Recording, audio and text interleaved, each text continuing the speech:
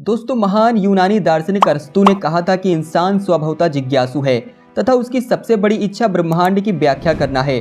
ब्रह्मांड का विकास इस प्रकार से हुआ है कि समय के साथ इसमें ऐसे जीव उपजे जो अपनी उत्पत्ति के रहस्य को जानने में समर्थ थे। ब्रह्मांड की उत्पत्ति कब और कैसे हुई? क्या यह सदैव से अस्तित्व में था या इसका कोई प्रारंभ भी था? इसकी उत्पत्ति से पूर्व क्या था? क्या इसका कोई जन्मदाता भी था? यदि ब्रह्मांड का कोई जन्मदाता है तो पहले ब्रह्मांड का जन्म हुआ या उसके जन्मदाता का? यदि पहले ब्रह्मांड का जन्म हुआ तो उसके जन्म से पहले उसका जन्मदाता कहां से आया? इस विराट ब्रह्मांड की मूल संरचना कैसी है? दोस्तों, वैज्ञानिकों के अनुसार ब्रह्मांड की उम्र 13.8 अरब साल की है। लेकिन यह संख्या कैसे निर्धारित हुई? आखिर वैज्ञानिकों को कैसे पता चला कि ब्रह्मांड की शुरुआत 13.8 अरब साल पहले हुई थी? क्योंकि अभी तक तो हम पूरे ब्रह्मांड का अवलोकन कर ही नहीं सके हैं और हमें यह भी नहीं पता है कि हम उसका कितना हिस्सा जान पाए हैं। ऐसे में अवलोकित ब्रह्मांड से हमें उसकी उम्र का अंदाजा कैसे हो गया? आइए जानते हैं इन सभी प्रश्नों के उत्तर आज हमारे इस वीडियो में। तो नमस्कार दोस्तों, मैं हूं सुधीर और आप देख रहे हैं स्टडी स्पॉट 1।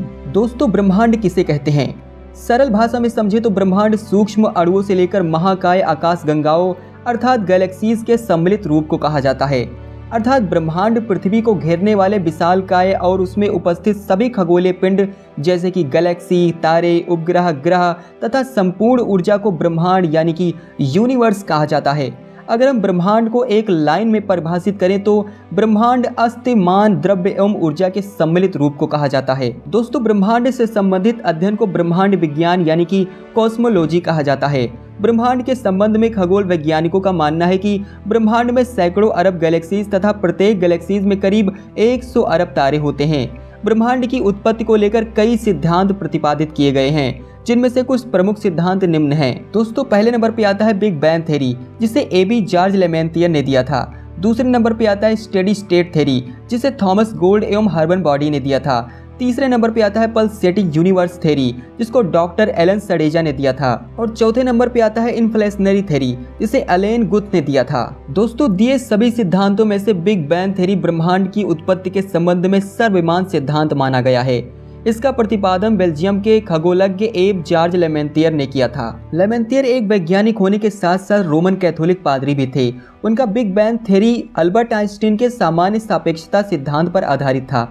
बाद में रॉबर्ट वेगनार ने इस सिद्धांत की व्याख्या की थी। बिग बैंग सिद्धांत के अनुसार लगभग 13.7 अरब साल पहले ब्रह्मांड सिमटा हुआ था।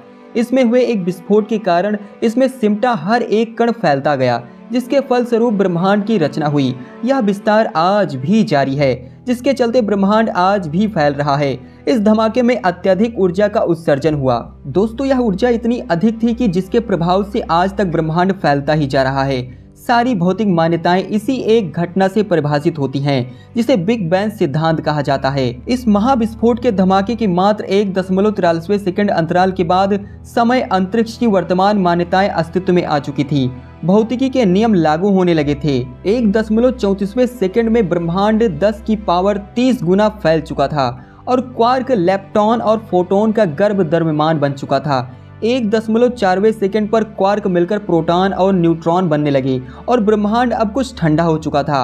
हाइड्रोजन, हीलियम आदि के अस्तित्व का प्रारंभ होने लगा था और अन्य भौतिक तत्व बनने लगे थे। दोस्तों, वैज्ञानिकों का मानना है कि यह महाविस्फोट की घटना आज से करीब 13.7 अरब वर्ष पहले हुई थी और अगर आज से हम देखें तो करीब 4.5 अरब वर्ष पहले सौर मंडल का विकास हुआ था, जिसमें ग्रहों उपग्रहों का निर्माण हुआ। अतः यह कह सकते हैं कि ब्रह्मांडीय विस्फोट, जिसे हम बिग बैंग की परिघटना कहते हैं, इससे ब्रह्मांड की उत्पत्ति हुई और तब से ही लगातार इसमें विस्तार जारी है। इसके प्रमाण के रूप में आकाश गंगाओं के बीच बढ़ती दूरी का प्रमाण दिया जाता है। दोस्तों, नासा द्वारा 30 जून 2001 को डेविड विल्सन के नेतृत्व में बिग बैंग की पुष्टि हेतु मैप परियोजना को शुरू किया गया। मैप परियोजना एक खोजी उपग्रह है। मैप उपग्रह से जो भी चित्र प्राप्त हुए, उन चित्रों से बिग बैंग परिघटना की पुष्टि होती है। दोस्तों, सितंबर 2002 में डेविड विल्सन के निधन के बाद उनके सम्मान में 11 फरवरी 2003 में मैप उपग्रह का नाम बदलकर विल्सन माइक्रोवेव एनेस्ट्रॉफी प्रोब रख दिया गया। नासा ने 11 फरवरी 2013 को इस आधार पर ब्रह्मांड की आयु 13.7 अरब वर्ष निर्धारित करने की घोषणा की। दोस्तों, 1964 में ब्रिटिश वैज्ञानिक हिग्स ने कॉस्मोलॉजी समझने के लिए क्वार्क पार्टिकल्स की अवधारणा दी, यह भारतीय वैज्ञानिक सत्येंद्र नाथ बोस के बोस थ्योरी पर आधारित था। ब्रह्मांड के रहस्यों को अच्छे से जानने के लिए European centre for nuclear research ने जिनेवा में 30 मार्च 2010 को पृथ्वी की सतह से 50 से 175 मीटर नीचे 27.36 किलोमीटर लंबे सुरंग में जार्ज हैड्रन कोलाइडर नामक महाप्रयोग सफलतापूर्वक किया। दोस्तों, इस प्रयोग के अंतर्गत प्रोटॉन बीमों को लगभग प्रकाश की गति से टकराया गया और हिग्स बोसान के निर्माण का प्रयास किया गया। माना जाता है कि हिग्स बोसान में ही ब्रह्मांड के रहस्य छिपे हैं, क्योंकि इसे बेसिक यूनिट माना जाता है। हिग्स बोसान ही गॉड पार्टिकल्स के नाम से भी जाने जाते हैं। हिग्स बोसान एक मूल कण है जिसमें ब्रह्मांड के रहस्य छिपे हैं। यह माना जाता है कि किसी भी एलिमेंट्री पार्टिकल या कण में अपना कोई भार या द्रव्यमान नहीं होता है, और जिस भी चीज में अपना कोई द्रव्यमान या मास नहीं होगा वह चीज वैक्यूम में लाइट की स्पीड से ट्रेवल करेंगे, जैसे फोटोन करते हैं। अगर किसी भी कण में भार या द्रव्यमान नहीं होता तो तारे, आकाश गंगाएं नहीं होते। दोस्तों, ब्रिटिश वैज्ञानिक पीटर हिग्स के थ्योरी के अनुसार हर खाली जगह में एक फील्ड मौजूद होती है, जिसे उन्होंने हिग्स फील्ड का नाम दिया। इस फील्ड में जो कण या पार्टिकल्स पाए जाते हैं उन्हें हिग्स बोसॉन कहा गया। पीटर हिग्स का यह मानना था कि सभी एलिमेंट्री पार्टिकल्स मासलेस होते हैं और इन पार्टिकल्स को हिग्स फील्ड ही मास प्रदान करता है। जैसा कि हम जानते हैं कि ब्रह्मांड में कई तरह की फील्ड मौजूद होती हैं जिन्हें हम देख नहीं सकते, जैसे कि इलेक्ट्रिक फील्ड, ग्रेविटेशनल फील्ड। इन फील्ड में एनर्जी देने से पार्टिकल्स बनते हैं। ठीक उसी तरह हिग्स फील्ड होते हैं जिनमें एनर्जी देने से हिग्स बोसॉन बनते हैं, और जब पार्टिकल्स में उनका भार या द्रव्यमान होगा तभी वे एक दूसरे से मिलते हैं। दोस्तों, वर्तमान में देखे गए ब्रह्मांड की बात करें तो यहाँ के तारों, आकाश गंगाओं और अन्य कई वस्तुओं की आयु अरबों वर्ष है। वैज्ञानिकों का मानना है कि गहरे अंतरिक्ष से आने वाले प्रकाश और अन्य तरह के विश्लेषण से ब्रह्मांड की उम्र का अंदाजा लगाया जा सकता है। लेकिन यह भी सच है कि वैज्ञानिक अभी भी ब्रह्मांड की उम्र को लेकर एक मत नहीं रहे हैं। हाँ, उनके निष्कर्ष जरूर बेहतर होते रहे हैं। ब्रह्मांड की आयु की गणना एक प्रक्रिया के तहत तय की जाती है। इसकी शुरुआत 1920 में एडविन हबल के नाम के एक खगोल शास्त्री के साथ हुई, जब उन्होंने किसी वस्तु से आने वाले प्रकाश को पृथ्वी तक पहुंचने में लगने वाले समय के आधार पर किसी वस्तु की दूरी का पता लगाने का तरीका खोजा। इसके साथ यह पाया गया कि इलेक्ट्रोमैग्नेटिक स्पेक्ट्रम के जरिए यह भी पता लगाया जा सकता है कि कोई पिंड कितनी तेजी से हमसे दूर जा रहा है। दोस्तों, हबल स्थिरांक के रूप में जाने जाने वाली यह इकाई ब्रह्मांड के विभिन्न क्षेत्रों में हो रहे विस्तार की व्याख्या करती है। नासा के अनुसार हबल स्थिरांक दूर की वस्तुओं के लिए अधिक है और पास की वस्तुओं के लिए कम है, जिसका सीधा सा अर्थ है कि ब्रह्मांड के विस्तार की दर भी बढ़ रही है।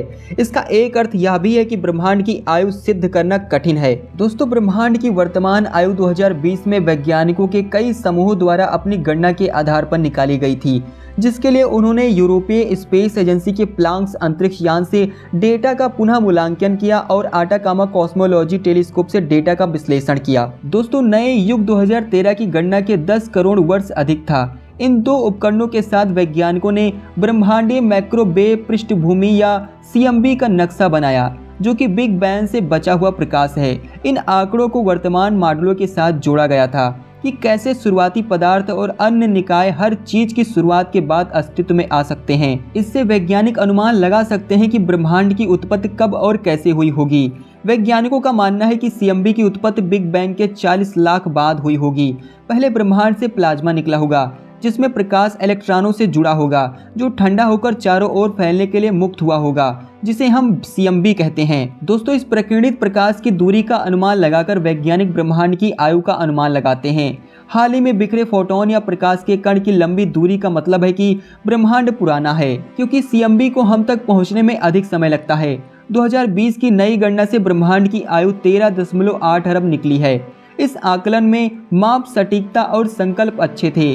सटीक माप से गहराई की त्रुटियों भी सामने आती हैं, जिसे गणना में सुधार के अवसर मिलते हैं, जैसा कि 2020 ATC डेटा के माध्यम से किया जा सकता है, जो एक बहुत ही संवेदनशील टेलीस्कोप है। इस तरह के कुछ अन्य अध्ययनों से भी ब्रह्मांड की एक उम्र का पता चला है, लेकिन यह भी सच है कि ब्रह्मांड इससे भी पुराना हो सकता है, क्योंकि सब कुछ प्रेक्षणों की सटीकता पर निर्भर करता है। भविष्य में टेलीस्कोप इन अवलोकनों को और सटीक और बेहतर बनाएंगे, इससे इनकार भी नहीं किया जा सकता। दोस्तों, उम्मीद है आपको ब्रह्मांड के बारे में बहुत सारी जानकारी मिल गई होगी कि ब्रह्मांड की शुरुआत कब हुई और ब्रह्मांड कैसे फॉर्म हुआ। उम्मीद करते हैं वीडियो आपको बहुत ज़्यादा अच्छी लगी होगी। अगर वीडियो अच्छा लगा हो तो वीडियो को लाइक कर दें, और अगर आपने अभी तक हमारे चैनल को सब्सक्राइब नहीं किया है तो सब्सक्राइब द स्टडी स्पॉट 1।